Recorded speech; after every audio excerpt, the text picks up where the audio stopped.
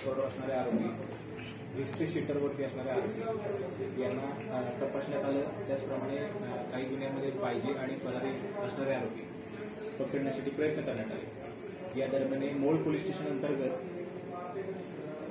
एकूण 23 आरोपी मिळून आले. 23 पैकी एकूण 3 हिस्ट्री शीटर आरोपी मिळून आले आणि या आरोपींना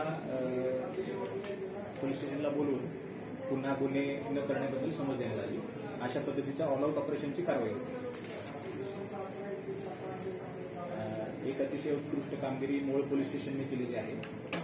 यामध्ये 3 घरफोडी, 1 जब्बी चोरी, 1 फसवणूक असे एकूण 5 गुन्हे उघडकीला आणलेले असून त्याच्यामध्ये जो मुद्देमाल आहे तो हस्तगत केलेला आहे. आरोपींना अटक केलेली आहे. एकूण 3 आरोपी अटक केलेले आहेत आणि 2,40,000चा मुद्देमाल आहे तो हस्तगत करण्यात आलेला आहे. याच्याबद्दल मूळ पोलीस स्टेशनच्या police station in charge Suresh Raut यांची आणि त्यांच्या डीबी पथकाची कामगिरी उत्कृष्ट आहे.